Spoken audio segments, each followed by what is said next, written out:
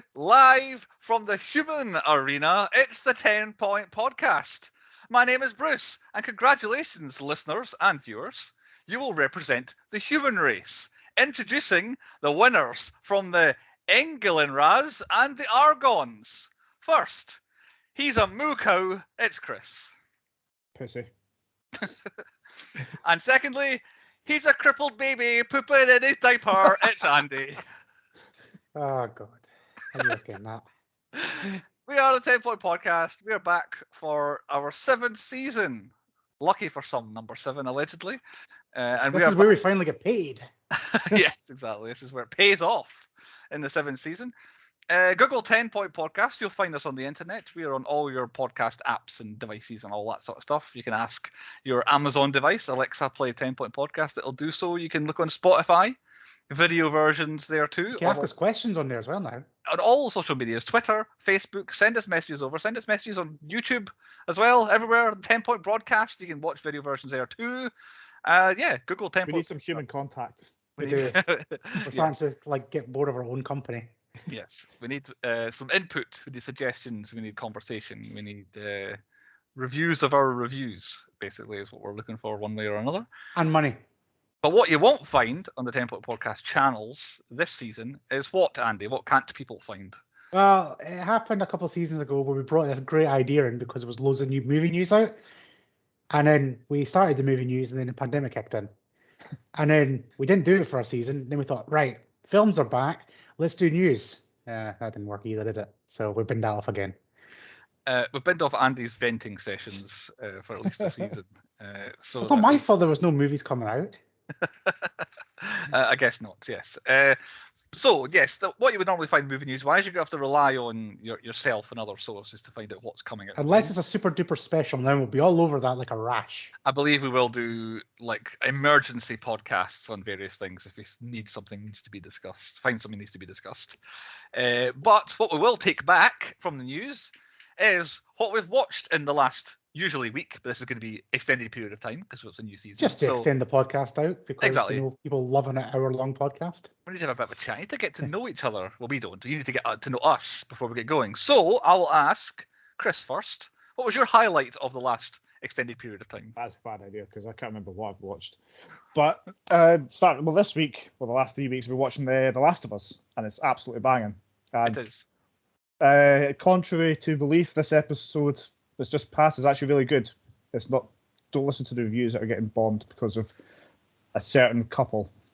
Right. As I said off podcast because I've not started watching that. I had heard episode 3 was the best one, and that's where it kicks off. It's completely different to what the other 2 episodes are. Right. Yeah. Okay. It's what they call in the old day a filler episode, Yeah. but it's like a standalone episode. But it's really good.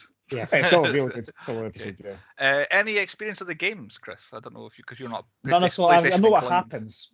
I have Right. seen what's happened because it's all over the internet. What happens in the games, Yeah. but it makes this is one of the games that I'd actually buy a PlayStation for. That and God of War. I believe I got mine maybe with my PlayStation because I don't ever remember being like, oh my god, I really want to play the first one. I haven't played the second one, but I ended up having it and playing it, and I must have come with my PlayStation because one of the first highlights I ever recorded on my PlayStation was me doing this insane thing in The Last of Us, which I'm going to say now because who cares? No one's really paying attention. Very early on, I ran out of bullets. It's one of those games where there's not enough ammo, and I was left with one enemy left, and I hid behind this thing, ran over, picked up a brick, and then blind lobbed this brick over and it killed the last enemy. And I was like, oh my god, I'm the best gamer ever. So I saved that. But yes, that's the kind of game it is. It's survival plus zombies, etc. Yeah. Well, not zombies, but you know what I'm saying. So there we go, Last of Us, very in the news at the moment. I'll go next, I'll leave Andy to then. My highlight of the definitely not last week was Glass Onion, the Knives Out sequel, which came out in the cinemas about 3 months ago at this point now. But I watched it over our Christmas break. Benoit Blanc returns and all that. And while it's good, it's not anything like as good as the first one. I much prefer Knives Out. I hated the first one, but quite liked it at the same time. Whereas this one, I was really enjoying, except from I called the person out straight away. I was like, this is obvious. Right, okay. Yeah, people I watched it with were on top of what was happening as well. I was a bit more kind of like, there's something else going on here. I was very much drawn to Janelle Monáe's character. I thought she was really good. She was getting a lot of hype beforehand. I don't really know her, but she was really good in it. So I was more like, what's she up to? What's her game in the whole thing? But definitely highs, but a lot of it is kind of a bit mediocre. But I much prefer Knives Out. And I think this Glass Onion has been one of these real social media publicized films. Like it's been all over. Like they seem to have like invented memes out of the film before the film even came out, so and all this sort of stuff. But I did enjoy the cameos. Like there's some actual. Again, we have had long debates on this, but the one about a week after we watched the film, it just popped into my head. I was like, Ethan Hawke was in Glass Onion. He was like Edward Norton's assistant. Where did he go? Why did he never come back? It was just like, what the hell? It was just like randomly in one scene on the dockside, and it was never in it again. But yeah, it's far from the worst thing. I think it's in some Oscar conversation. I think it's nominated in a couple of things. I could be wrong. But yeah, I would say go and watch it, but absolutely only watch it on Netflix. Although they're maybe losing subscribers in the next few weeks, is what I've heard is true. So yeah, see it while you can before you give up your Netflix subscription. But it's hardly a 2 thumbs up from me. Andy, what's your highlight? Speaking of subscriptions, right? I've not watched that many movies. I've had a break because obviously we're a movie podcast, so I've had my little break. But what I have been watching is a shit ton of Discovery Plus. All right, yeah. Right, so I got Discovery Plus a few years ago to watch Ghost Adventures. I've cranked through like 18 seasons of that. And it was up for... So, first of all, get it off my chest. So, auto renewal kicked in a couple of days ago. And then they brought it down by £10. I'm like, that's good. The day they did it, adverts started appearing. Right. And then I was absolutely raging. So I was on keyboard warring going, what the hell is these adverts? And then basically you can't get a premium version of it.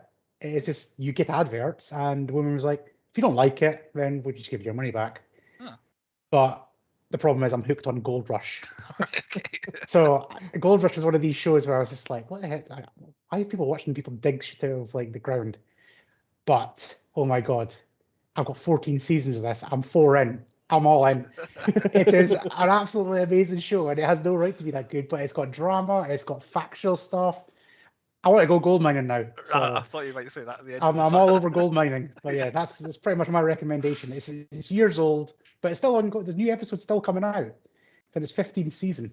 Absolutely amazing show. So, but Discovery Plus, no to adverts. I don't pay a subscription to get adverts. So was it £10 for the year it came down? Is that what you're saying? Yeah. So it was $59.99, but that included entertainment and sports because that was the only package they had.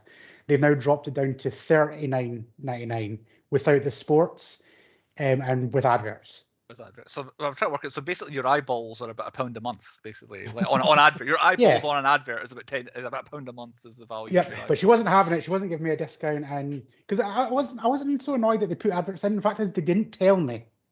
So I got auto renewed, and then just suddenly I was watching Gold Rush, and I was like, "Why is there an advert? What's going on? Like, what are we doing? Like, there's adverts on the TV. This doesn't happen. This is 2023." So I was really annoyed by that. But hey, well. So yeah, that's my only recommendation is Gold Rush. There you go. So that's an eclectic mix. There we go. So in the weeks upcoming, we'll pick out a highlight, and the highlight won't always necessarily be something that we like, because I feel like the way that we're inclined, there's going to be some bad stuff that we want to vent about as well. Yep. So let's crack on with the 10 Point Podcast. Point number 1 on the 10 Point Podcast is, what's the point?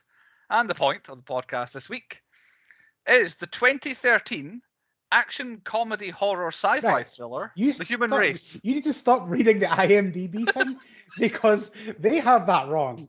Yeah. Action, This is not I comedy. guess so. Comedy, not.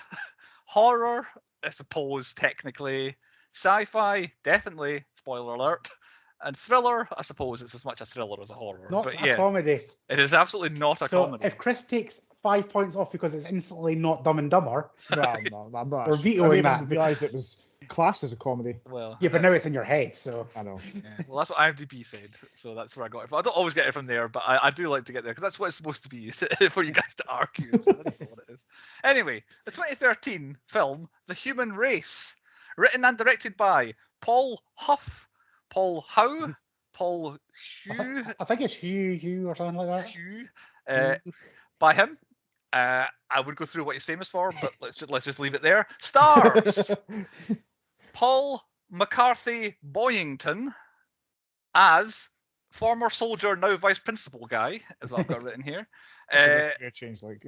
At this point, I was going to throw over to Chris and be like, do we have a guess of who Andy knows who's in this film and that's why he's seen it? Or has Andy just seen this film because he's a weirdo and he looks at these weird things? This is one of those random ones I think he just seen and was like, Oh no, there is a connection. Right, there is. Is it your somebody theme then. for the season or anything like that? It's not my theme, Right. but So there is what's the connection? Because my guess was going to be Paul McCarthy Boyington was going to be my guess. So you got no, it's Andy McGee. Eddie McGee? Eddie McGee, sorry, yeah. Who's a co-star as One-Legged Guy. I've got it down here. One-legged guy. So how and where and when do you know him? He's in a film with Brian O'Halloran Yes. called Drop Dead Roses. Yes, it's a sequel to Drop Dead Fred. I don't think saw so. it. I saw it. I was like, is that a sequel? And I clicked on it. But yeah, no, I was in a phase of anybody who was in the View Askew universe, I'd watch their films. So like, yeah, Ming Chan, Brian O'Halloran, I just watched them all. Right. And then this guy was in it, and I thought, oh, this guy's pretty good. Like, it's amazing the effects why he's only got one leg in this. And then I realized, oh, he's actually lost his leg. So. Yeah, he's our co-star. And then third, as Deaf Runner Girl, is Trista Robinson. And these people are all equally famous for not really doing a hell of a lot. So let's not dwell on who they were in the past. So why would I know the other guy? What was your thinking in the connection? Has he done something that I should know about? I don't. It just like he looked at it. He was in an episode of Alias. So I thought, Right. I thought I recognised him as well. He's the only one I seem to. Yeah, he No. looks most like someone who'd be in TV shows. And then I go on his IMDb page and he's got a more professional looking photo with actual stuff and all that. I'm like, maybe it's him. Well, the one-legged guy, he won the first season of Big Brother in America. Did he? Really? Oh, Yeah. there you go. He's the winner of the first season in 2000, Big Brother USA. He's the That's winner. one of your random facts of the day. There you are. But yeah, I had a real trouble with character names in this film, and then Yeah, I so did I. realised in doing this, about 3 characters have names. So like literally all my notes, it's one-legged guy, deaf girl, deaf guy, and then I don't think the former soldier now principal guy, Justin, he was called. He didn't really come into my notes very often, but White shirt guy. he was nice guy for a while. He was the nice guy. But there are 3 main stars. The whole cast came up before the title Human Race, but I'm not going down that far. On a budget of, I can't imagine it was very much, but that's as much information as I have. I have one bit of trivia here. I don't know if Andy has this bit of trivia. Did you have how long this film shot for? Yeah, I did say in my thing when I got cut off in the end of the pointies. Right. But yeah, 4 years. 4 years worth of filming this had. Was it shot in like 1 week periods or something like that, and then left it for 3 months, and then another week, and then left it for 3 months again? Yep. So this film was being made over 4 years, which I think is why a couple of the characters for me looked different in different scenes. Yes, they did. Very much so. They did the pregnant lady shot. She was actually pregnant, then had the baby, and then did the special effects afterwards. Might have done, yeah. Would have been smart. Spoiler coming up for later on as well. Well, there we are. So on a budget of, I've absolutely no idea. US opening weekend grossed, I don't know either, but it did come out in cinemas. It had a release. Its final US gross, 32.5 thousand in DVD sales. Yeah. So it did make some money on DVD sales, and its final worldwide gross, again, I don't know. But I don't know. It ended up in Poundland. So if you imagine that everybody bought it in Poundland in the UK, that's a multi-million pound film right there. That's a lot of sales as well if it's getting. I would say so, because I definitely bought this in Poundland. That's right. I remember you saying that now. Anyway, released 3rd of March 2014 in the UK. Here we go. This is going to win some Oscars here. Released in the US on the 13th of June 2014. So we had it 2 months early in the UK. But I can't find any information, any numbers on what it got in these cinemas, in these releases it had. There's no information anywhere. So that meant it qualified kind of awkwardly for the 2015 award season. So the 2015 Oscars, obviously, it missed out because we'd have heard of it. And it would have been released in cinemas and all that sort of stuff. So yeah. 2015 Razzies, also no nominations there either. And 2015 Saturn Awards, also no nominations, which I thought it maybe was the shout of maybe getting something there. But it was nominated for a total of 16 awards. Yes, it was. And won 14 of them. Yes, across it was. many kind of state-level horror and independent film festivals, like the Louisiana State this and the, I don't know, Los Angeles is a bad example, but like the Iowa Horror Fest. It won 14 awards, mostly for being like best horror film or best For being a film. or like best feature. It won like the best feature film in some of these festivals, but obviously it's not major festivals; it's very small ones. But yeah, it's an award-winning film. A And win's a win. 16 nominations is a hell of a lot more than some of the things we get in here, and even like proper films don't get that many nominations. But obviously, they're not entered into like the main They could be, horror we just film don't know. fest. Yes. A synopsis for The Human Race Come on, Leo. by Anonymous. Oh, My He just assumption likes would to be be associated with the film. Yeah, my assumption would be is somebody who made the film has written the synopsis for it on IMDb. Synopsis as follows: in The Human Race, all caps, a group of 80 people. Oh yeah, before we go any further, did you also read, Andy, why it was 80 people? Yes, because they wanted 100, but 20 didn't turn up, so they had to make it 80. That's why it's 80 people, which I think is brilliant. A brilliant reason. Anyway, a group of 80 people are ripped out of their daily lives and all reappear in an undisclosed location. These people are from all walks of life, young and old, athletic and disabled, white-collared and homeless. The rules to a race boom in their heads in their own voice and language, laying out what will become a horrific race of terror. If you are lapped twice, you die. If you step off the path, you die. If you touch the grass, you will die. Race or die. And that's where Anonymous stops their You didn't synopsis. spoil it, that's good. Film. Yeah, no spoilers there whatsoever. Who picked? It was Andy. Andy, why don't you tell us why you picked it? Because it's an absolute banger, and you would never watch this film in a million years, so I have to Absolutely. force you to watch a podcast. I guess so. I mean, there's a small chance that I'm trying to broaden your horizon. We keep doing all these big feature films and big budget films. I'm going out there. I'm going left field this year. I was You're gonna say, like if this a- popped up in film 4 and I was just sitting there and it was on the background, I might actually watch it. I mean, You would have turned it off. Like same way as when straight away. I got this Oh, in we'll get into Poundland, I put it in within about 5 seconds. I was like, this is rubbish.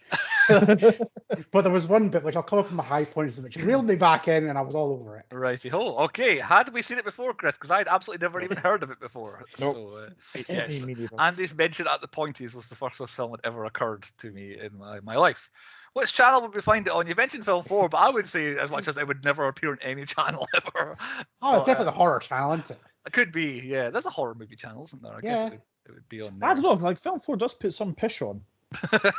Alright, stop slating this film already. We know your language. That's Jesus, not how it's supposed to come out, but We don't like some bad horror things. season, Yeah. they'll like put random films on. So I can see it Sometimes being things a are bit- so bad it's good. Even bad things appear on television, so that means even this film, regardless of how it is, could also make it on the TV, I guess. Yeah. And which version did we watch? Well, there only is one version of it, so we all watched that version of it. On to point 2 then, the high points. What we thought the best bits, things, and all that were about the film. Andy, you picked it. Why don't you start us off? Right. So normally I put a film on, and if you get the credits at the start, unless it's an old school film, it's okay. It's a newer film, all the credit names come at the start. You're in trouble. Yeah. Because it's like, we need to get all their names up quickly because this film is atrocious. But I actually quite like the little Bobby name things. It's like they're running. I was like, all right, okay. I'm getting the vibe. But then, like I said before, the bit at the start, I was just like, God. It's like it looks a bit bad. It's acted a bit bad. And it's like, oh, that woman, she really annoyed me. But then when it starts and you've got her like, look at me, I'm a miracle. I can walk again. I'll fix myself. And then boom, head blows up. I'm like, I'm all for this film. Did not see that because I thought it was going to she's the main star. Like you're going to focus on her. And within about 30 seconds of them actually being in the race, boom, head explodes behind the Chris. 100%. I agree with that. Like, I was they did for some reason in German. The opening was like, It was German, was it? Right, okay. Yeah. I'm assuming it was German, some foreign language at the start. It sounded more German. Why did That came out really bad. It sounded German. Right. But then I don't think it was German, just for the record. I'm not okay, that I'm a keen German speaker, but it didn't sound German to me. But then, like Andy said, the opening credits with the bobbing a bit as if they're running, and the music was actually quite cool. And then they do, like, again, what Andy said, her miracle of fighting through cancer or whatever it is and being his big savior. You thought, oh, she is a star. She's going out to win this instantly. And then the twist of her just blown up. That's her there. Yeah. Literally, spoilers, first death. She is the first one, isn't she? Amazing. It's inside 10 minutes is when it happens. But That blew my mind. I was period like there, all in for that. It is neither a high point nor a low point for me. But I do enjoy a bait and switch. The whole, here is your main person, and then wiping them out. For me, it's nearly always a win in every film where it's they introduce the main person, and actually they're not the main person. This one, I feel like the balance is not quite right. She's kind of in it too much, or like she's kind of in it not enough with too much backstory. Like they want to be like, she was this, she's got her kid's dying, her kid died, she's not ill, she's fighting it, she's beating it, and then she's dead. Like there's so much to cram into 10. I'd rather we'd had 15, 20 minutes of her, but obviously it's At least do race some time. of the race. Yeah, exactly. Yeah, we could have her starting off, like maybe not kill her immediately, like have her at least start the race and die first, but not immediately, if you know what I'm saying. But yeah, I feel like it's too much story to fit into the short time. I'd rather have less story and have her killed off, boom, dead. I'll just have her be like ignore the kid bit, just have her. Yeah, she has cancer, or a bit more. But yeah, it was fine. I do like a bait of like who you think it's about, but it's not actually about. Any other early high points, Andy? Not so early. I like basically, but once the race gets going, I'm kind of all the way through it. There's I like the idea of the race. The Like, race itself. That is a concept I really like. And yeah, just basically overall, just the race and like the rules and just like the first build up to it's like, is somebody just going to run away and leg it? Is like just what's going to actually happen? That's the thriller part of this film.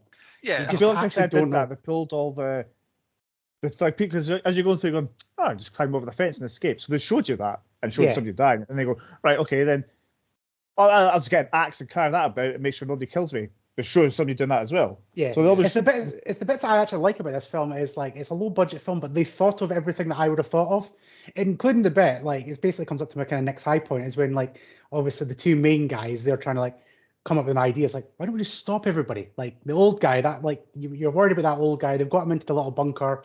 They've tried to help the kids, but then suddenly there's just this idiot is running. He's going to lap everybody. So we'll stop everybody, and that's genius because that's what I was thinking. It's like why is there just nobody race? I know the whole thing is there's this you have to race. Yeah. It's like everybody just runs away straight away. It's like, no, let's just come up with an idea. We're still racing, we're planning, that's still part of a race. If everybody just walked that entire thing, nobody would have died. Correct. Because nobody would have lapped them.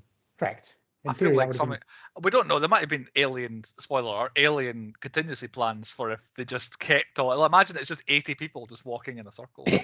Well, eventually people will get fed up and start killing themselves, but then you can think of a plan instead of having to worry about one idiot lapping you and just destroying everybody. But then that's also a kind of high point in itself is that's 100 like how this film pans out is 100% if you drop 80 random people and that is how that plays out. Any 80 people. Even if you get 80 people from a nice Christian church or a nice Jewish church or whatever faith or nationality, they're still doing this. Guaranteed. The film does a very good way of like these are the rules to the game. And then, like you say, everyone, they try workarounds and like, nope, doesn't work. And it's like you're within about 10 minutes of them being in the race, you're like, okay, they have to follow the rules. What are they going to do now? Because they have to race. And then characters slowly find it out. The only one I had issue with was I missed it. It was 2 laps that you had to be lapped by. I thought it was just 1 lap. So at various times, especially old yellow t-shirt fella is running past people. And I'm like, why they're not exploding? And I'm like, oh, it's 2 laps. And I find out, it's 2 laps. And then I still feel like, surely they've been double lapped by this. Why are they not exploding? It's only one. I'm like, who hasn't been lapped and all that? So. This was going to come up. My low point is the inconsistency with him, I think, because don't like again like the the Asian kids who one of them broke their ankle, whatever it was. They never moved. Yet the guys behind you, Bruce, they only lapped them once. Yet this yellow guy's passing everybody. I don't know how many times. Exactly. Yeah. So maybe there's. I just confused me how many times he lapped folk. Yeah. Maybe some problems there. Maybe you should just stay awake and rewatch it, Chris, and count the laps. Maybe that's what makes them fall asleep. Well, I did. I've seen it twice and watched it. It's just the third time I fell asleep. The lapping thing is like I never got. Well, that's something I'll come into in the points. We'll save that. I've got a high point I want to mention. A one-legged man in an ass-kicking contest. That was the best. Like Jim Ross used to always tell me that was a bad thing to be a one-legged man. But him doing that mule kick to the guy's face. Oh, amazing, isn't it? I was off the sofa. I was like, yes! The rest of the fight was a bit simple because he does only have the one leg and he just chokes the other guy to death. But I very much liked him kicking into action, smacking him in the face. Like he's my other high point. Like him himself, it's like he's actually a fairly good actor. You can tell he's not the best actor of the lot. Yeah, he's not like fully trained. You can see there's bits of problems, but ultimately, this guy genuinely has one leg. It's limited roles, but this is the type of film where it's just like, yep, he would definitely beat me in a race. Yeah. Well, everybody's included. Like deaf people, you've got different people of nationalities and stuff. It's very inclusive, this film. The main guy is like an amputee and stuff. So like, yeah, it's not very often you get that in a film. I still remember first time seeing him. It's like, that's some good CGI in that leg, and it's like you carried it through the next film as well. Yeah. I did have one. I know, talking of the rules being like shown in the film and how you have to follow them. I was like, what happens if he's on grass on his crutches? Like, do they count as his feet? And I was like, oh, I thought the film would just ignore it, and it comes into play at the very end. They did the crutch thing on the grass. So I was happy with that. The other one question I've got about nationalities is everybody else seems to be American. Now, obviously, Yellow T-shirt guy isn't, but he could easily be living there. But there's just randomly 2 Japanese kids who don't speak English. It's like, because it feels like the aliens just went zap, take part of that American city and do whatever. Yeah, it feels like there should be like appearance and stuff like that. Where are they? And how do they not speak a single word of English between the 2 of them? It's just it seems like they've just been taken from a different film altogether. Or maybe maybe it's like a tractor beam or whatever, and it's like their parents were right next to them, but it was just outside. Yeah, they were like either half on a bench. Sort of thing. Yeah, I'm gonna put them as person who's in the wrong movie as because they seem like they're in a different movie. Literally, I'll mention which film they're from later on when we get to it. Any high points from you, Chris? Yeah, I was not prepared for Justin's death. Like, they did a lot of backstory. Nice guy, isn't it? Yeah. The white guy behind you, the white shirt guy. Sorry. White shirt. They had like a big story with the military. He's a hero, saved Eddie. He's a school teacher. Had a really long backstory for him. And I thought, yeah, he's definitely going to win this thing. And then out of nowhere, jammed through the throat with a fucking marker. He does feel like he's the main guy, and his one-legged pal's going to get snuffed near the end, and he needs to go on to win it for Eddie and all this sort of stuff. Who have now realised he has the same name as his character. That's a good way. I can't keep it out of nowhere as well. You can't. The doofus guy was like hiding behind the wall, but you thought he's going to jump it too early, and there's going to be a fight, and unfortunately somebody's going to get it, which I thought was going to be Eddie. Yeah. But no, the guy straight to the throat, out of nowhere. That's it. Done for. Brutal. I'm out of high points, so anyone else can carry on if they want. Jesus hell. I've got one more major one. I don't know if I've got any. Let's hear it. Go for your major one. Oh, fine. I completely forgot until she showed up. The homeless lady out of nowhere to take 3rd place. Like, I was doing like one of the zombies from 28 Days Later, just bolting after everybody. I was like, there's 5 left. There's Deaf Girl, there's One-Legged Man, and then who else is alive? And it was like 2 died off screen as I was thinking. Yeah. Who's the one who's left? And I could not think that she's dead, he's dead, she's dead, he's dead. And like, see, all of a sudden, you see the shoes first. I was like, whose shoes are they? Who the hell is this? And I was, it's the homeless woman. Yeah, that was good. Yeah, that was my final high point. Right, Andy. Far bolting after everybody chasing them. Hit us with your remaining high points. Right, so my one's like very near the end, but not quite near the end because that'll come into the next section. Right. But it's like it's him versus the deaf woman. Like you think they're just going to sort their stuff out, and then obviously that deaf woman's just been through quite a bad time with her mate being a bit creepy there, but then you think, oh no, they're just going to work this out together, and then just that beast of a push. Like talking about the like hobbling on the thing, it's like she's a monster, and then he just turns around and is like, "That you're dead now as well." It's just like I like that. I think since we're in high point still, I think the deaf girl, I think she's the only character who has an arc in the film. Mm-hmm. Everybody else is who they are and then they die, they are and then they die. And it's like she's the only one. It's like she's different at the end of the film. Well, but when she's alive at the end of the film. As to what she is at the beginning, she goes from breaking down just an absolute fear to like going for the last living human that she can see to try and win the game. So yeah, she actually has an arc. And ultimately, I feel like the right person won. Like it's a true underdog story. Like a one-legged man winning a race. You didn't see that coming. He was always fighting for good. Well, with the exception of maybe 1 or 2 mentions ago later on, he was always fighting for good most of the time. Any other highs, or was that us? Nope. On to low points then. Leave ourselves plenty of time here. First low point, was I supposed to have subtitles? Because I didn't, and a lot of this film is sign language. No, that's just you can't put that as a low point. That's just your, I don't know, what is it? No, what's the word I want? I don't know sign language. I should have learned sign language. Yeah, that's what you should do. It's your fault. I'm not going to sugarcoat this. I found a copy of this somewhere with subtitles to learn what they were saying. And I'm assuming there's full subtitles. Yes. Right, okay. Full subtitles. Like there's a man. I was watching that, and then you just got to put them on hardcore subtitles. It didn't work for me. I'm afraid I didn't have subtitles. Before they got tractor beamed, like the deaf couple having a massive conversation. They're just kind of doing their hand sign. I mean, it'd be great to know what they were saying. And then I was like, right, I'm going to Google this and see if there was supposed to be subtitles. And Don't get me wrong. Like this time around, I watched it. I didn't watch the subtitles, and I just made up my own story in my head, which was still pretty good. In the church where they have to weave in between the seats, I could pretty much tell what was happening there when he I was ahead of him before he kissed her, and I was like, I thought that's where this was going. But pretty much any other rest of the time they were talking, I was like, I don't really know what's going on here. That entire conversation in the church was them talking about deaf porn. Yeah. Right. Okay. Yes. They were saying, I wonder if there's porn for deaf people, and he goes, I've seen deaf porn. They just sign to each other. Yeah. That's it. Right. Okay. But that's one of my major low points, especially because even at first the film starts, like you say, in this mystery foreign language that we don't know, and I'm like, okay, turn subtitles on, and they never showed up, and I'm like, oh, okay, fine. And then it comes to the English bit, and then the subtitles pop up, and I'm like, oh, I'll leave them on. It helps my notes. And then like the fourth and fifth lines, the subtitles were wrong. Like I could hear what was being said.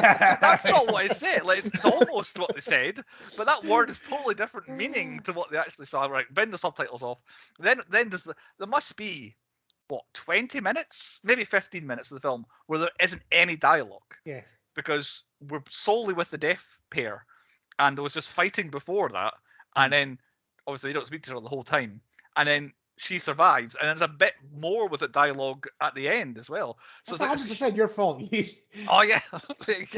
I didn't have subtitles. I don't know how to get subtitles on this film. I'm afraid it's not the most. I couldn't exactly. Well, I probably could have rented it on Amazon or something like that. That might have had subtitles, but I'm not paying $3.50 to rent this, to be honest. So, anyway, so I had to get out first. My next low point. I am 7 minutes in, and I think I have cringed at all of Veronica's acting. So yes, her story was fine, but my God, did she act the hell out of her 7 minutes? That's my problem with the low point. Like this film, like that her bit almost made me not watch this film. Like my 9 and 7-year-old daughters can draw better than she can, and she's supposed to be like a 20-year-old, this little stick person, like. Bye, my family, or whatever she said. I could be wrong. I think you've misinterpreted that scene, Chris. I think that was her daughter. I think that was the daughter's drawing of her, and then she put it on her daughter's grave, as in, here's the drawing. I thought it was like her sister. No, it was her 9-year-old daughter. It was Amy, I think it was. Daughter or sister? It was one of them. But yeah, it was sister. Sister. It was sister, yeah. Was it? But it was her sister's drawing. Anyway, it was the small person's drawing. Yeah. Well, that was six. It said by mom, dad, Amy, and she's called Veronica. There we go. It was a daughter then. I thought it was a daughter. So I don't fucking know. Anyway, yeah. But we should watch it again, Chris. The absolute first bit of acting in the whole film is the nurse coming up to her in the hospital, and I'm like, oh God, straight away. It's like it wasn't even that bad. I don't know why did she lie down on the floor as well. She's got the news, so she goes, I know what's happened. I'm just going to lie on the floor here, and hopefully somebody just wheel a cart over the top of it. Yeah, she was acting a bit strange. I have one more low point about backstories. Does anyone else want to chime in? On you go. Here goes. How and why did one American soldier randomly find one other American soldier with his legs blown off in the middle of a desert and not know who he is? Where are they? Who are they fighting for and with? And like, how did this situation occur where Justin meets Eddie in the middle of the desert? Well, I've got a backstory for you. Okay. Maybe they were all in a big aircraft carrier and they jumped in it and went to random hot zones, and they teamed up battle royale style. They did, but didn't know each other beforehand. I don't know people when I'm playing with the French online. I don't know them either. The French. But sometimes I'm paired up with them. It's just a matter of time. Yeah, would you lie on top of a French guy though and blow on his chest to warm him up? Nope. Yeah, I had an issue with like how they met. It felt like, oh, this will work as a backstory. Maybe not. Okay, I'll step out now after my. Because I've only got one. I've got one low point before somebody steals it. I've only got one in this film. Okay. Dead baby hand. I mean, I've just got the unborn baby death scene. Yep. Didn't need that in my life. Was it in the race? Was it one of the 80? Because why did it get eliminated if it was? Yeah, it very much seemed like it was part of the race. It got lapped by the guy. It did. Yeah, but her head didn't blow up, but the baby did. So it seems like she wasn't part of the race, but the baby was. Yeah, exactly. So the baby's obviously faster. It lapped him. Yeah. Yeah, that was my take of that scene. Is she is not in the race? It's the baby that's in the race. Yeah, but then it doesn't really. Fuck, I never even thought of that. Yeah, well, I know. I was counting explosions. Yeah, and I was like counting one, and I was like one and. Oh. Yeah, It didn't No. explode. I That just was- see the numbers dropped as it happened. I thought like it was Yeah. counting both of them. No, it was only one number it counted, and I'm pretty sure that is deliberate, and it is the babies in the race. But yeah, there's no need for. And then What kind of savage aliens and puts a baby who's not even born yet? In? and how as well. It's just like how and why would the aliens like, alien up a baby out of a human, well, with the human that's in. Yeah, but then the weird guy getting this weird sort of, I don't know, he seemed to enjoy stepping on a dead Yeah, it's baby. like, oh, I just stepped on a baby's hand. And Oh, it's then just really, he was weird, that guy. yeah. But When he started with like that thing you said about Andy at the start, like the poopy baby thing. Yeah. Or poopy like guy. That just annoyed me. And I was like, wow. yeah. But yeah, generally that is my one and only high, like low point in this That's film. your one and only. Oh, Aye. stop. Well, actually, no, I've got one more, but we'll all Right. get to that. This is just a complaint from me. 19 minutes in, we get a shot of like a gate that they kind of go into. I thought it was the prison at first, but I don't, it was like the start of the race proper. Really, is when they come in there. That's the first establishing shot in the whole film. For the first 19 minutes, everything is close-ups, so you never get any idea where anybody is, the context of any scenes that are going on, and it feels really low rent that everything is, even them in the middle of the desert, it's just zoomed right in on them and what they're doing, and it's like you can tell they're just like, oh, we've got this area of this place that we can film in for like an hour or sort of thing. But yeah, 19 minutes for an establishing shot, which really he's analysing this way too much. Yeah. There we go. Maybe I expected too much. Since you brought up like areas, like I don't understand the rules. Kind of, it says that I understand like if you get lapped twice you die, if you get step off you die, whatever. I don't understand the safe places because they weren't safe because people died. No, so the safe places are that there's no route in them. So there is one because there's like there's markers going up the steps and then along. But you don't die when you step off of those markers. So when they went into the prison, the kids went off the path and put them into another room, and they didn't die because it is a safe place. I see. Whereas the church wasn't a safe place, and they had to zigzag up and down the pews. But the house and the prison were the safe places. And so you can go the house, you can go into multiple rooms. Right. Okay, that makes more sense. So basically, So i.e. there's no paths in the safe place. There's arrows where you go. Yeah. Right, okay. Because I thought that was going to be significant that they can all, like you say, sit down in the prison and come up with a plan, sort of thing, which they never really did. The house was kind of be what it was, but they flaked out immediately on that. The yellow t-shirt guy is 100% definitely not a professional cyclist or even a professional actor. And I don't know why they cast him if that's what the backstory was for him. Unless he's just a live piece of shit. Like they probably needed a Native American. Maybe, yeah. But no, I absolutely did not buy him as being the fittest person in this thing. He was just there because somebody somewhere deemed him the best actor to play the villain in this thing, so that's why he got that. He was one of the 80 that turned up. One of the maybe one of the 20. Have you got 4 years? Yeah, I'm in your film. Bradley Wiggins is supposed to be one of the other 20, but he never showed. Chris, any low points from you? I'm sure you've got a couple. Well, you kind of mentioned one like the yellow guy. Like until he started running, there was no lack of urgency in this race. Everybody's just like jogging along as if it's like a Sunday stroll. There was no like. If that was me, you'd see me dust. There was like. Yeah, but if you were in that race, could you overtake people knowing they were about to blow up? I'll stay ahead of them at least. I would probably do a lap. I came out. Yeah, do a lap, and if then you keep up with the person. Like if you're about to lap them twice, whatever, you've got a comfortable zone. And stay behind them. Yeah. Get a safe zone. Get as far as you can without killing anyone. Yeah, and then if I lose them, then I start to panic. Yeah. But I don't think I could do it. Like.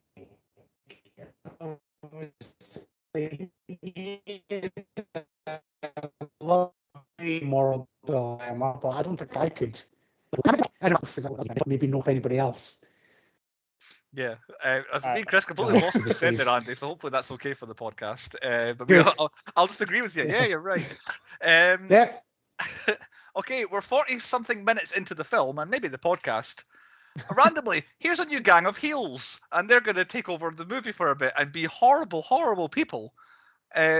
And then stab a guy in the back for like 5 minutes of the film. They just kept on killing this same guy. They just kept killing him and waiting for him. It's like, you're racing here? Why are you killing? And then also they were all horrific acting as well. So it annoyed me that these guys had just been in the pack somewhere for half of the film. It is going to come up later on, but their plan to thin the herd worked perfectly. Oh, yeah. I think it's definitely going to come up later on. I don't have it as a high point, but yes, I'll definitely mention it later on. And like I knew it was coming. There's always a creepy raper. Like they're in a race for their life. Do you know what? I'm going to stop. I'm going to try and molest this lady here. Yeah, but I didn't see it coming. I didn't see who the creepy raper was. Absolutely saw it. I mean, Bruce didn't understand it was coming. He didn't even know we were talking about porn. I don't know what porn we're talking about, but even then, I got the feeling, like even just by the look of him, it looks like it's been cast for that kind of role. One of my low points definitely the attempted rape, attempted murder, and then attempted rape again, accompanied with buzzing sound effect number 5 playing 1,000 times in the background for no reason. Was not a good watch for my eyeballs or for my ears because I had headphones on watching it. Oh, the strobe light then. Yeah. Just constantly, no change, the same noise the whole time. It's like I don't want to look at this, and I can't hear either. That was. Bear in mind, people on this podcast. This is the person that loves The Room. Just saying. Yes, I do. One leg man. He kills 2 out of 3 of the bad guys, so hops along after the third guy, and it just kills a randomer who is being attacked. He was absolute monster. But he doesn't do it later on when the deaf girl and the homeless woman. Like he saves the deaf girl, but that guy, you are guilty as this other guy. You're going, but yeah. Maybe he knew he was already gone, so he just put him out his misery. Maybe so he choked him with his enemy with barbed wire, or whatever it was. Yep. I have one more low point, Chris. So why don't you rattle off some more? I'm out. You out? Yeah. All right. Is yours the same as mine then, Bruce? I probably yours might be after mine. So I'm going to go now. I don't know what you mean. Though. I've written notes on 200 plus episodes of this podcast, but I've never put as many exclamation points and question marks after something in my notes ever. And it's 5 words. She can just talk now.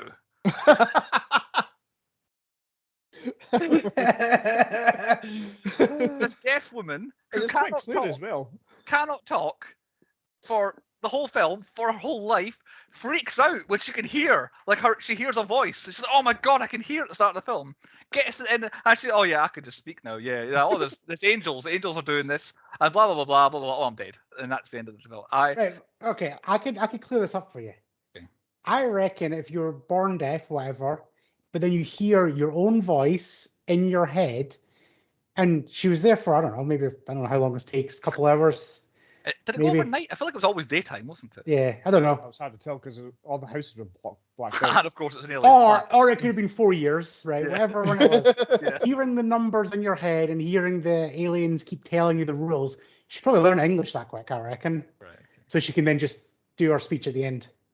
Yeah, I'm not having it. She could just. Right. Anyway, you've all missed the ultimate low point. I thought you were going for the alien. Aliens. Yep, I'm leaving it. That's yours, Andy. You go ahead. Aliens. Like I was like I said, I'm a big advocate of this film. I didn't like the start. Absolutely loved the race bit of the portion. I've got no issues with that pretty much, except from Day Baby. But then when they get the aliens, I was like, this took a turn. It did. Yeah. And yeah, I was just like I'm okay for aliens. I'm all right with it. I was okay when he walks through the tunnel and you see they're stuck on the thing. I was trying to work out, is that game where who can stay on the pole the longest without getting sunburned? I didn't know the game was. Yeah. And it was just like, all right, I'm okay with another thing. But then when it came to the sudden death thing, and it's just like, don't step on the desert cracks, which he's fucked anyway, because there's a lot of cracks there. And then this motherfucker can fly. Yeah, exactly. And that's why they added the don't hit the roof in the sky, the wall in the sky or something like that. So that stops him going too crazy. I know I'm normally okay for a surprise thing ending, but this one actually just left me questions going, well, what does the human race win? It doesn't seem like it's a Mortal Kombat style. It seems like they just keep picking up humans just for entertainment. It feels like it's Predator style, is what it is. Yeah. And there's definitely aliens watching them for entertainment, and then they're getting other aliens. It's like, this has got an expanded universe that I need to dig into, and I'm not getting it.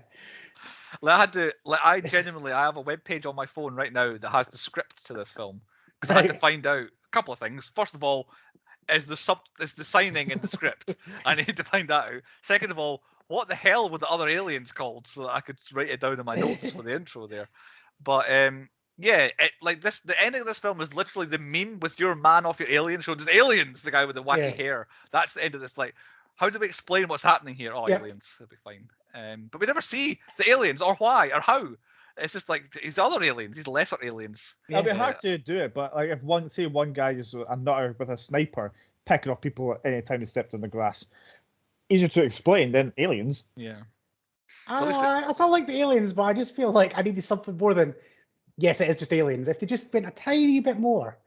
Like, cause even like when you find out it's aliens and you see all these weird arrows that they had around, it's like, oh, that is kind of futuristic and weird. It's not like just a nutter making these weird arrows and stuff, but yeah, aliens. Right, let's leave it there. Let's crack on. That's been way too long. We've talked. Point 4, the stats. We keep track of the usual statistics from every single episode from film to film. We've reshuffled it a wee bit, but it's mostly the same ones that you've always heard over the episodes. 3 shits, 25 F-bombs, 23 explosions. Did you include the sign language ones that you couldn't see? Yeah, that's a good point. If there's any swearing in the sign language, let me know. I have 3 or 4, I can't mind. Right, okay, I'll go up another 4. 23 explosions and then 34 on-screen deaths, because obviously there were 79 deaths as part of the game. The pregnant lady was either involved or she wasn't, so that would be an extra 1, and then the girl died at the very beginning, so that's another death. But on-screen, 34 deaths is all there was. Our quotas: no cows and no goats. Dead animal, well, we still have plenty of dead aliens. I'm not sure there was any actual sort of normal earthbound animals that died. And paedophiles, I believe not. No paedophiles in this one here. The one of the deaf girl, the deaf guy calls one of the 3 brothers a pedo. Right, okay, so maybe. Yeah. He says one of them's going to be a murderer, one of them's a rapist, and one of them's a child molester. Right, okay, I see. Right. So there's 1 then. I'll put 1. A fact, there was 1. Tackleberry trifecta, which is the Tom Cruise trifecta. Does a character run, ride a motorcycle, and get the girl all in the same film? No. A deaf guy came close, though. Yeah, just I got to force it, though. Motorcycle and maybe the girl away, but yes, running only. I was going to keep some race facts down, but then once I found out that there were 80 racers, I decided I wasn't going to keep a track. Wacky racing style of who was doing all that sort of stuff. So, and did they say the thing? Did they say human race? Yes. No. They did once. Oh. At the very, very end, 1 hour 20 minutes into it, when the disembodied voice says, "You have won. You will represent the human race," is what he said. Chris, any stats from you? No, because I didn't know what the hell to count in this film. I was going to count like you said, like kind of racing things, but nothing really happened. People just ran and died. I was thinking about that covered. I was going to give some like betting odds kind of at the beginning. I thought, how many's going to be in it? Probably going to be about 10. Let's get the field and I'll get some betting odds. But there's 80 of them, and I'm like, oh well, I don't know who's important. How many times the deaf guy said sorry, because during that kind of rapey scene, he was going back constantly. Yeah. And I thought, I can't be bothered with that. So nothing from Chris. Any stats or facts from you, Andy? I've got a fun fact, because I did have a stat, but we kind of used it before. But a fun fact for this film is the house you see is the director's house. Ah, yes. So they filmed everything in the director's house. We did. I saw that the rest of the set was basically a prison. The prison set was everything. And there was no toilets on there, which I would be out. Which is why there's one scene I was going to complain. It's like, you're in a house. How is there not a toilet? Why are you going to pee outside? You're in the house. But maybe they pissed in the corner of the house. Yeah, exactly. So maybe there's like a giveaway that this isn't a real house because there's no toilet there. There's no plumbing in space. We know that. There's lack of sewers. Exactly. And then here's a throwback for you. There were feet in this movie. Veronica, when she was in the hospital, we watched her feet as she walked across the floor. Yeah. So, Tarantino directing this bad boy. Yeah. And that's it for our stats. On to point 5, a 10-point podcast quiz. Christ almighty, what Andy have you got for us this week? Right.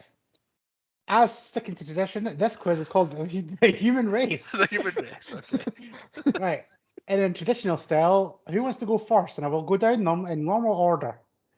Right. Well, we just go me first, and just try and keep this episode in, episode out. I'll go first 1 week. You go. Right, okay. Keep the scores, because I'll forget. We'll rattle through some of these. Some of them I'll take closest. I'll be the judge on that. Okay. And there'll be points, so no arguing. Or you'll get penalised in your next question if you come over, Chris. Right. So these are all questions about the human race. The film or just us? You'll very much work it out at the first question. Right, okay. In which century did the term race become most commonly used as a categorization of people? So it's my question. So which century? Yes. Race. 16th century. Oh, it's close, but still no points. It was the 17th century. I was going to go earlier and say Chris doesn't get a 15th. stab at it for some reason. Nope. Okay. No, we're not doing any passing them No over. thrown overs, right? Okay. Chris, what is the definition of humanity? God's sake. I googled this as well. I didn't read it. This was going to be part of my stats. I was going to define humanity, and I was like, I can't be bothered with that either. Right, okay. I don't know, like having a soul or fuck it, I can't remember it now. It's human beings collectively as a group. As humanity. I thought you looked for something in particular. Nope, Yeah, it's just literally nope, just literally that. Right. Bruce, humans are the most abundant and widespread species of what? Mammal? No, it's primates. Oh, like one above that. Chris, which gender of the human race has the longest lifespan on average? Females, Yes. because men are idiots. Right, Bruce, it's starting to get harder now. After that true or false basically question you gave Chris there, right? Okay. Here we go. Approximately how many people lived in the combined Roman Empire of the 4th century AD? God's sake. How many lived in the empire? 1 billion people. No, it was 50 to 60 million. Ah, right. I was overshot slightly there. Chris, in what year did the human population breach the 8 billion mark? 2014. No, it was 2002. Ah, Right, Bruce, if you get close, I will give you the point. okay. Thank you. Approximately how many cells are in the human body? Oh, for fuck's sake. Jesus. Cells. I don't even know what the kind of scale of a cell is. So it's gonna be huge. So is it a round number? Like my number is a round number. right, okay, so it's not like 427 sort of No, thing. no, Right, it's okay, a round so number. round number. I'm going to say And whatever you say, I'm going to pass it over to Chris to see if it's close to the answer and if you get a point. oh, See if okay. Chris thinks it's close enough. Right. Cells. How big are we? Let's go 100 million. Okay. I was The saying act- 24 trillion. Oh, Chris was closer. It was 100 trillion. Jake, that was close Was enough. it? Bruce. I Yeah, mean, Chris. He said higher. million, so no. I like how Chris thought it was higher. So instead of going 100 million and one, he went 24 trillion. Like, what was the right answer? 100 trillion.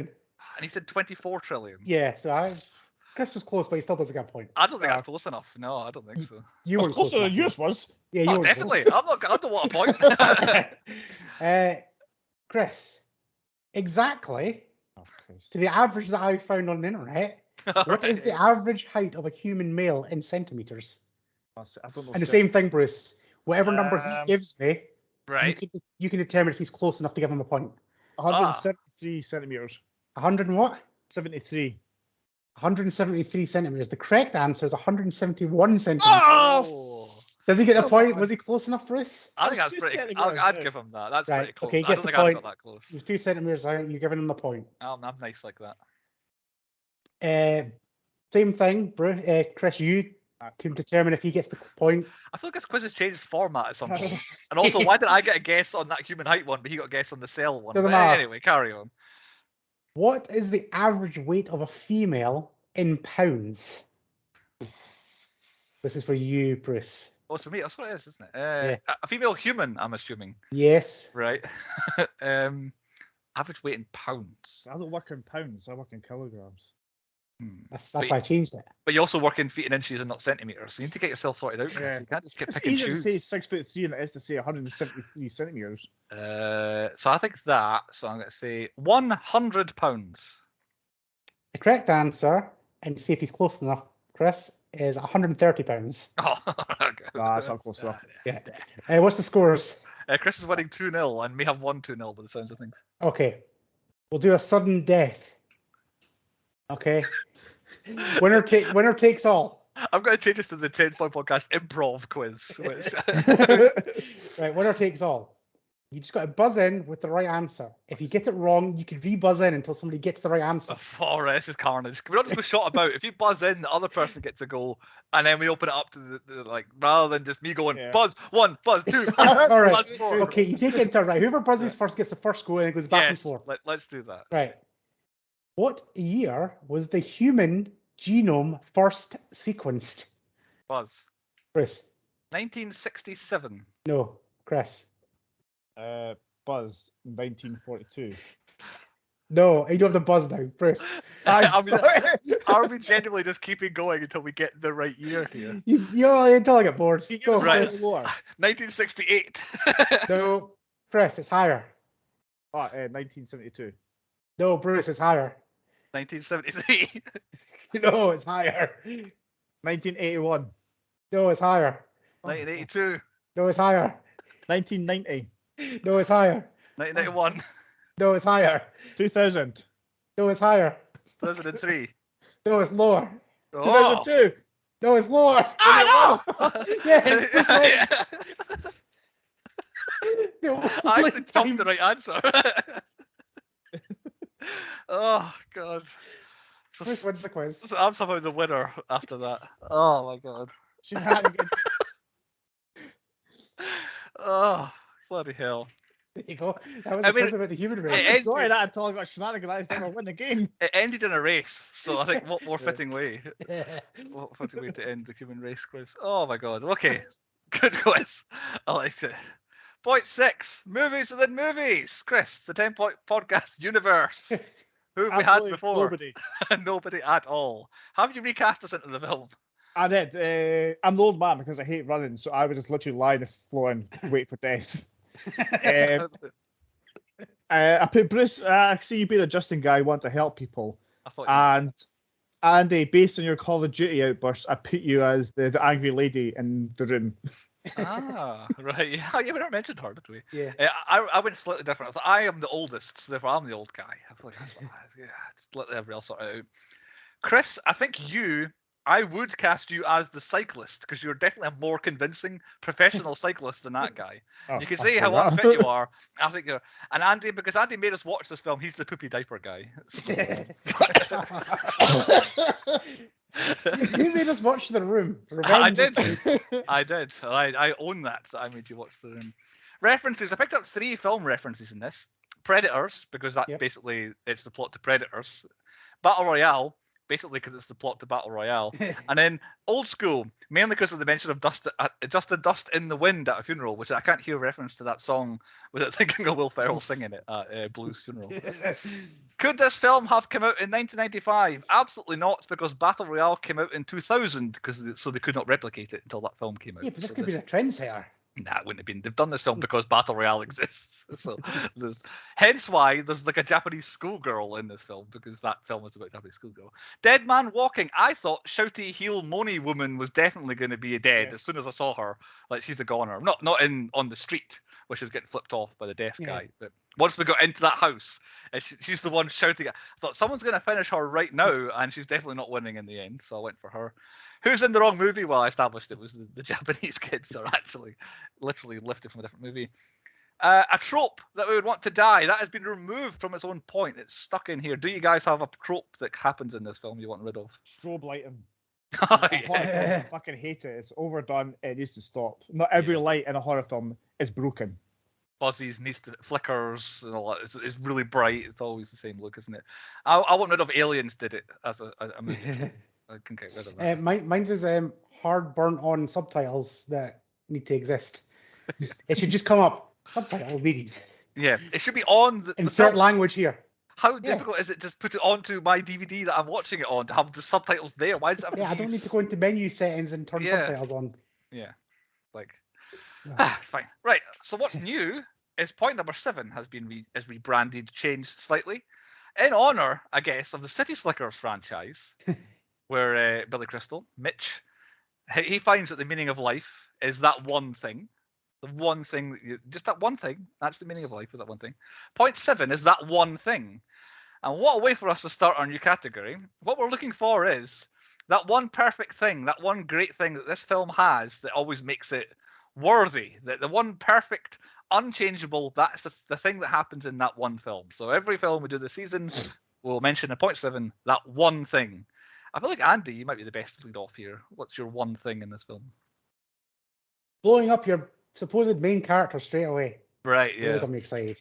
That's my That's one kind of thing. encompassed in mine. Mine's Okay. just like how dark it goes because, like, the fetus thing, that was fucking brutal. I have never seen that done in my life in a film, is blowing up a baby inside somebody. Yeah. So that's your And one then- thing. That's your.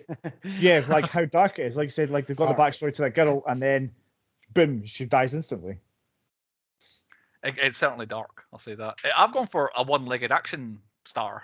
Like, Yeah, this that's be a that good one. film where he's actually got one leg. He's in fights. He wins. He's battling for the human Yeah. race. I'm like, it's an action hero, and he's only got the one leg. And I'm like, that's the And I reckon he wins. Like that's like the end. I reckon that thing flew up too high and he's dead. I'm assuming he's the main competitor is that one because there were two. There was a four-way Yeah, at the end. We 4, couldn't yeah. really see who else there was, but the flying one seems to be his main competitor. They're the ones on the spikes everywhere. So, Yeah.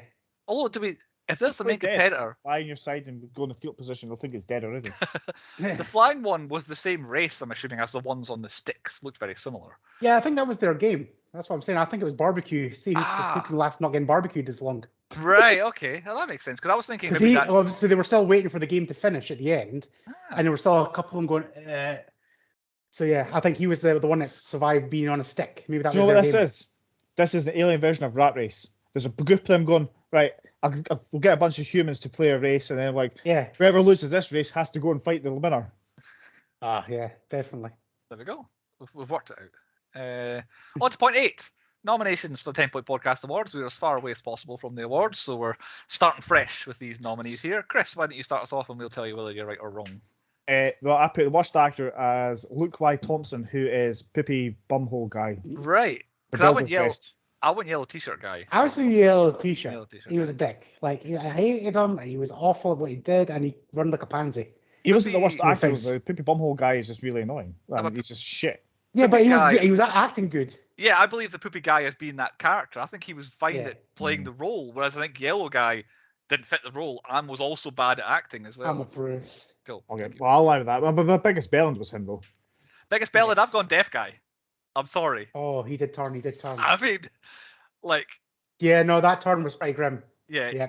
everybody in this film tried to kill people. Deaf guy went a step. Well, I suppose. Yeah, I think deaf guy's. Did he try to I kill her lost then, people- rape her, or just Aye. knock her out? I don't know. He did both. I want to kiss her. I can't. I'm gonna kill her. Yeah, actually, yeah. no, I'm gonna those other sexually guys didn't have assault those other guys didn't have sex with dead bodies. Yeah, and kill her, and then Okay, do it I again. agree with that. Right. I never Yeah, thought. no, I he's- never I read still that feel much like guy- Biggest Bellend guy. is too nice to him. I think if he should be worse than that, but that's where he's fit in. Well, you can change. This is all like changeable. You can choose the biggest knobhead and whatever. Well, he's the Which is worse. best villain. He's the ultimate villain. Ah, but I didn't enjoy him as a villain, and he Oh, wasn't wow. bad at being a villain either. He's just the worst guy, the worst guy award. Yeah. Just Okay. the biggest dick. Yes, biggest dick. Yeah, Well, no, that's a compliment. He's got a big okay, dick. exactly. Yeah. Yeah. It's just horrible.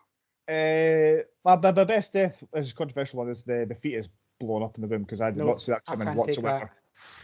Mine is the head explode behind you. Look at the height of that blood splatter. Yeah, it's that. I think it's Like, that because it's out of nowhere. It as was well. unexpected. Yeah. It started it off, and it was a pretty good effect of a head popping off. Yeah, I do feel like the CGI got a bit worse as the film went on. Like some of the early head pops looked really good, and by the end, it seemed like they were really struggling by this point to make them look good. Mm. But yeah, I'm Well- sorry. I don't mean to argue this early, Chris. That was something memorable, but I don't think it's the best death within the. I don't know. Okay, I'm like 0 for 4 here tonight. I know. Okay, best inanimate object is the root markers. I quite liked them. I had them as worst inanimate object because they're so intentionally. Here's a cool movie thing to put in our cool movie that everyone's going to want to buy merchandise of. That it's, but I'm See, willing. I liked them. I'm with Chris on this. I'm going to side Okay. with Chris on this one. Yeah, I got It one. might have been before they started using them as weapons, because then they were kind of useful then. But yeah, it's okay. You can have that. Right. Okay, my best plan was a little bit dark again. Is the guys thinning out the herd. Yep, it was a great That was plan definitely yeah. until The worst And- plan. is them stopping doing it. Like Oh, right. they had the perfect plan to hide. One is like the guard to stop people running away with a weapon, And as soon as the person steps, it's as easy as possible. Boop, onto the grass, boop, onto the grass, one after another, after another. Obviously, the bodies keep piling up, so there's less grass and people will be aware of it. But they just stop doing it. When the main characters come along, in typical movie style, the only way they could die, the people who would have killed them that way, stop doing it to be like, ha, we've got you now. Well, if you just hid, you'd have killed them. So the best plan gets scored out on mine to become the worst plan because it stopped, they abandoned with no reason the best plan. Okay. Think if like the pile got that big, if they jumped on the dead bodies, they'd still be all right. I think so. Yeah, I think so. Yeah, 100%. Because it's leave the path was a rule, and step on the grass was a rule. So maybe if you stepped on enough bodies across the grass, you've left the path. But they not take the markers. Are they not now changing the path? Again? I don't think it works like that. Okay. Anyway, worst plan for me was nobody coming up with a plan of just walking. And don't overtake anybody. Not actually talking with each other. My best twist was Veronica dies. Like you get the Midsummer murders and casualty story, and then boom, she dies instantly. I guess it probably is, to kill off the main character immediately. It's definitely better than the end twist, which I've definitely got as worst twist. It's aliens. For me. I'll agree with you. My worst special effects was the old man's head popping because you can see through the window that it was just like a slice and just blood splattering out. Yeah, it wasn't good. You could see what they were going for, but it didn't quite look right. Chris, I've got a big gap here. Blah blah blah blah blah. Most obvious name. It's not an obvious name, but there's a guy in this called Creeperson. Nice. Most obvious name for me doesn't work because I didn't know anyone's name. Like, it was going to be Eddie McGee. Yeah, Eddie being Eddie. Everything's Tits McGee and Mason McGee and all that. And I thought that's the best name you can come up with is having McGee. But that's his name. That's exactly I know. But as I was going through the credits, somebody popped up as Creeperson, and I was like, that's a fake name, surely. But it's not. It's the guy's actual name is Creeperson. I wonder which one he was. The creepy one. Surely he's one of the three bad guys, the kind of the trio. Most annoying kid is the wee Asian kid. His annoyed me instantly. Squealing Japanese boy. God, that's most annoying kid. Because he's just going, eh! He just kept doing that for ages. It's really loud as well. I know, you're not helping. What are you just making a noise? My worst kiss was the deaf couple. It was just awkward. Yep, definitely so awkward. Whichever one, they did it, like he twice did it uninvited, and then they had an actual one, which was as awkward as the other two. Yeah. I've added one called the best what the fuck moment, and it was the baby exploding. Right, standing on the hand. Got it in. There you go. He's put it in. It's got award. I was watching it, and it fucking happened, and the guy stood in the hand. I was like, what the fuck? It is one of the grimmest things I've ever seen in a film. Very grim. Oh. Right, is that you out? That's me out. Stupidest character, the intellectually disabled poofy diaper guy. I didn't realise that's not that in. Stupidest character. I had that a lot. I don't think I ever made it to the pointies, but I often nominated them. Done with that one. Oh, worst physics or science. The one-legged man throwing his crutch an improbable distance to trip the death girl at the end.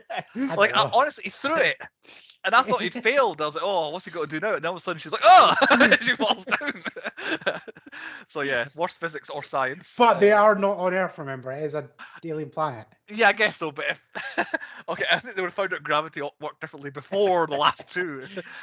The worst special effects, though, I went for the CG, opting to use CGI to create lens flare in the film. Like towards the end, there's lots of shots of him. It's more and more he's on an alien planet now. But so instead of it just being sunny and all that, they could have used special effects to make it really bright J.J. Abrams style.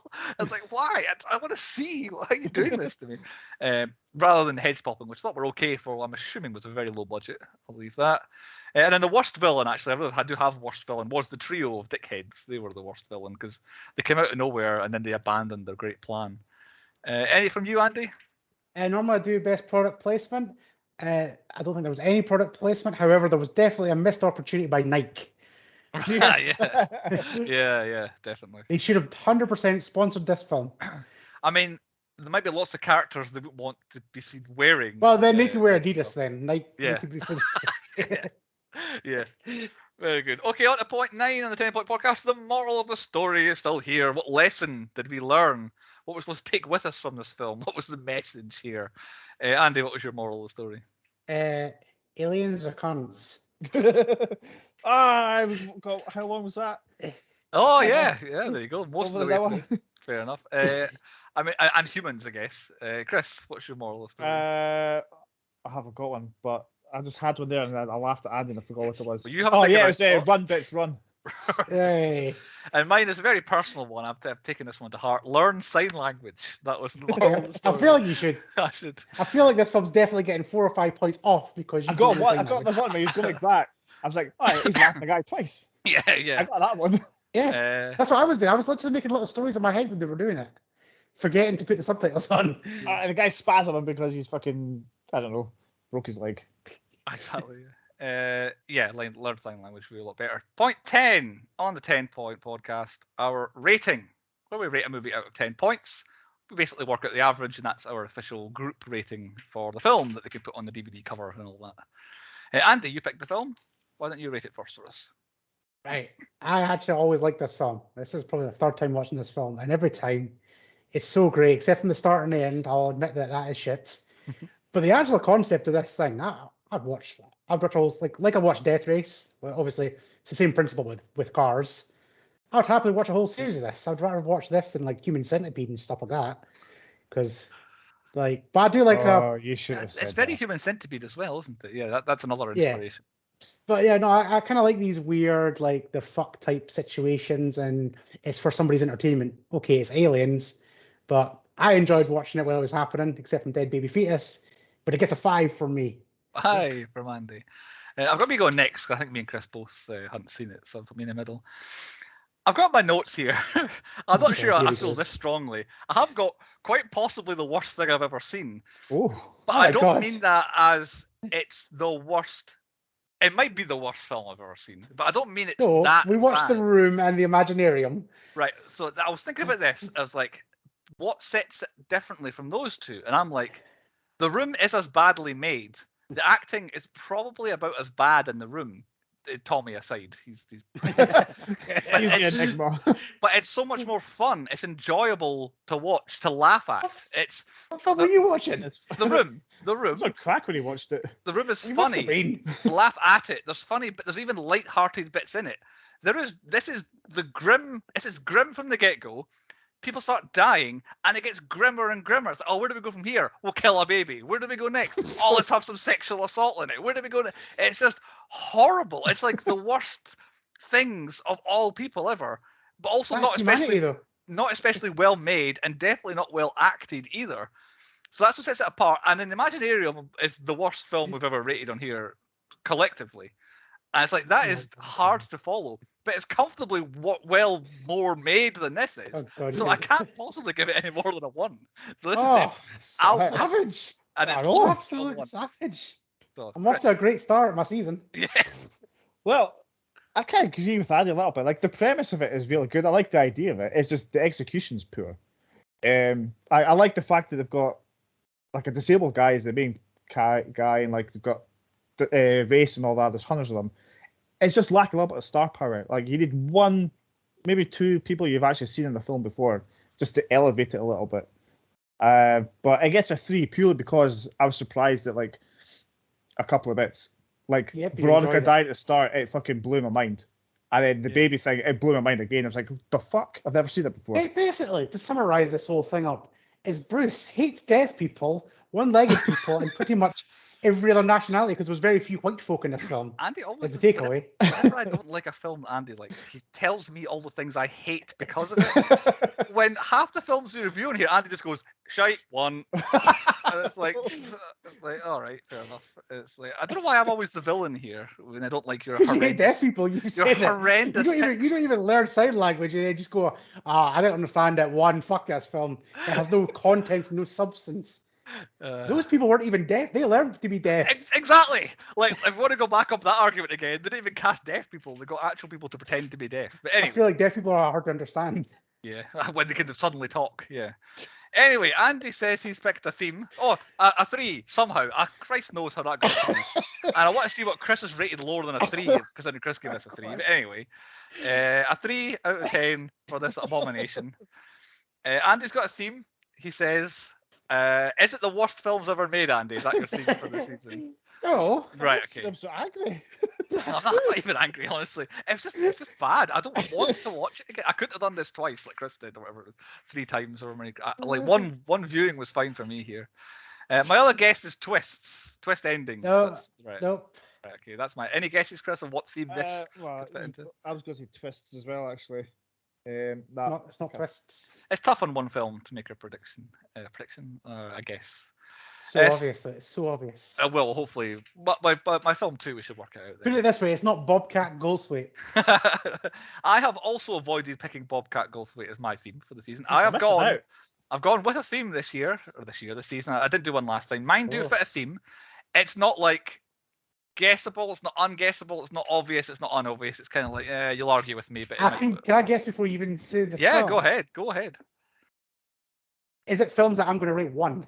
I don't think so. No. It's not what I'm going for. I don't think you will either. Okay. So yeah, I'm starting with a more recent film than even this. I thought I've not picked a kind of new one in a while. So 2018, it's quite recent, last 5 years. Action, crime, drama, thriller, one of our favourite categories of all categories that we get on IMDb. Oh, that sounds like a heist job, this. 4 main actors in it. 50 Cent from Kenobi, O'Shea Jackson Jr. From Halo, Pablo Schreiber. He plays Master Chief. What's this? I don't know. And from the film out at the moment in cinemas called Plane. I don't know if it's all caps or not. It is in my notes. Gerard Butler. Den of Thieves is my first pick of this. Never heard of it. I've never seen it. Good. Never seen Den of Thieves? Nope. Good. I'm glad Chris hasn't seen it because I've been on a streak of you having like knowing what I've picked backwards and forwards. So and Andy has seen it before. So yes, it struck me as a kind of film you might have done, but also you might have maybe slipped past you. So here we go. Den of Thieves, action movie, 2018. My theme's out. Spoiler alert: it's definitely not a 1. Right, good. We'll see. Sometimes you're like, this was the best film ever when I was a kid, and then you watch it again, and you're like, oh my god, how did I think it was good? So Den of Thieves could be the same. I ordered the Blu-ray for £3.75 on Amazon, and it came the next day, so I could watch this film for this week. So I've Blu-rayed up to watch this one. Hopefully the subtitles on it. So Den of Thieves. I don't know if it's on any streaming services, but maybe you have DVDs. Otherwise, you can find it, and we'll see you next time on the 10 Point Podcast for Den of Thieves.